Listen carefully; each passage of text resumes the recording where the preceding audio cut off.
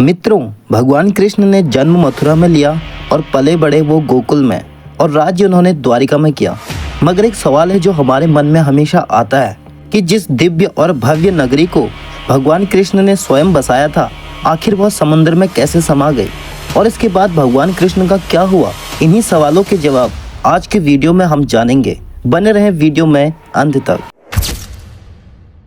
मित्रों, द्वारिका नगरी, जिसे भगवान कृष्ण की कर्म भूमि भी कहा जाता है, महाभारत में वर्णित कथाओं के अनुसार जब भगवान कृष्ण ने कंस का वध किया था, तब जरासंध ने प्रण लिया कि वह कृष्ण और समस्त यदुवंशियों का विनाश कर देगा। और यही हुआ। जब भी जरासंध को मौका मिलता तो वह यदुवंशियों और मथुरा पर धावा बोल देता। जरासंध का अत्याचार रुकने का नाम ही नहीं ले रहा था, इसलिए सभी प्रजा की सुरक्षा के लिए भगवान कृष्ण ने मथुरा को छोड़ना सही समझा। और जब उन्होंने मथुरा छोड़ा तो उन्होंने समंदर के किनारे एक भव्य नगरी का निर्माण किया और इस नगरी का नाम उन्होंने द्वारिका रखा। और यहाँ आने के बाद वे शांतिपूर्वक अपना जीवन बिताने लगे। मगर समय का पहिया आगे चलता रहा। लगभग 36 सालों तक उन्होंने इस धरती पर राज किया। मगर एक दिन भगवान कृष्ण ने अपना देह त्याग दिया और उन्हीं के साथ यह द्वारिका भी समुद्र में समा गई। मित्रों, द्वारिका डूबने के पीछे दो कहानियां पौराणिक ग्रंथों में मिलती है। पहली कथा है माता गांधारी के द्वारा भगवान कृष्ण को श्राप मिला और दूसरी कथा है ऋषियों द्वारा श्री कृष्ण के पुत्र शाम को श्राप मिला, जिस वजह से यह द्वारिका नगरी डूब गई। क्या है पूरी कहानी? चलिए एक एक करके जानते हैं। धर्म और अधर्म के बीच हुए महाभारत के युद्ध में जहां एक तरफ कौरव सेना थी और दूसरी तरफ पांडव सेना थी, 18 दिनों तक चला यह भीषण युद्ध, जिसमें पांडवों की जीत हुई और कौरवों की हार। इस युद्ध का परिणाम यह हुआ कि इसमें गांधारी और धृतराष्ट्र के 100 पुत्रों की मृत्यु हो गई। इस भीषण युद्ध के लिए गांधारी ने श्री कृष्ण को दोषी ठहराया, क्योंकि वह जानती थी श्री कृष्ण चाहते तो यह युद्ध रोक सकते थे, मगर उन्होंने नहीं रोका। जिस वजह से क्रोध में आकर माता गांधारी ने भगवान कृष्ण को श्राप दिया और बोला, जिस तरह मेरे 100 पुत्रों की मृत्यु हुई है, वैसे ही तुम्हारे यदुवंशियों का भी सर्वनाश हो जाएगा।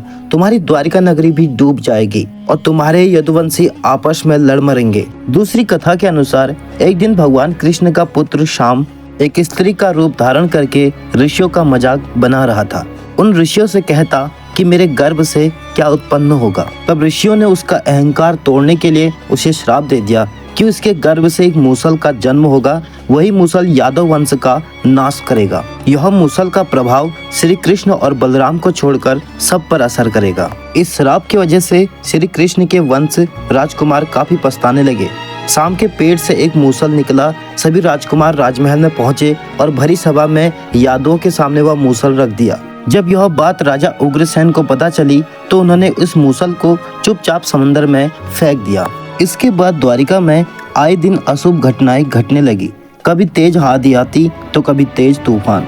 चूहों की तादाद इतनी ज्यादा बढ़ गई कि मनुष्य से ज्यादा चूहे दिखने लगे और साथ ही सारस, उल्लू की और बकरी गीदड़ की आवाज निकालने लगी। और इस तरह द्वारिका नगरी में आए दिन घटनाएं घटने लगी। जब भगवान कृष्ण ने इन घटनाओं को देखा तो उन्होंने सोचा, माता गांधारी का श्राप सत्य होने का समय आ गया है। तब भगवान कृष्ण ने एक ऐसा दिन देखा जो ठीक महाभारत के युद्ध की तरह ही था।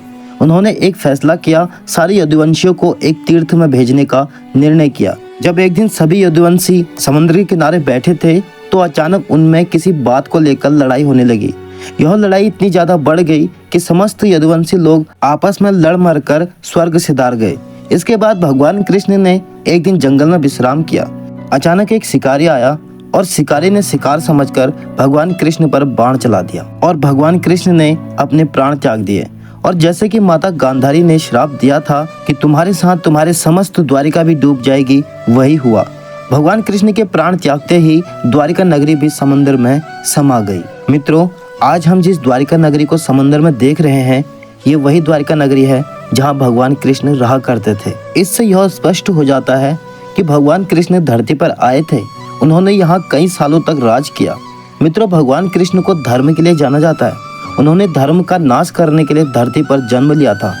माता गांधारी का श्राप भी भगवान कृष्ण की वजह से ही सत्य हुआ, वरना तीनों लोकों में कोई नहीं जो भगवान कृष्ण को श्राप दे सके, क्योंकि भगवान कृष्ण तो स्वयं ही नारायण है और ऋषि मुनियों का तप और उनका श्राप का प्रभाव वो भी भगवान कृष्ण के वजह से ही सत्य होता है। तो दोस्तों अगर यहाँ तक आ गए हैं तो वीडियो को एक लाइक अवश्य करें और कमेंट सेक्शन में जय श्री कृष्णा राधे राधे जरूर लिखें।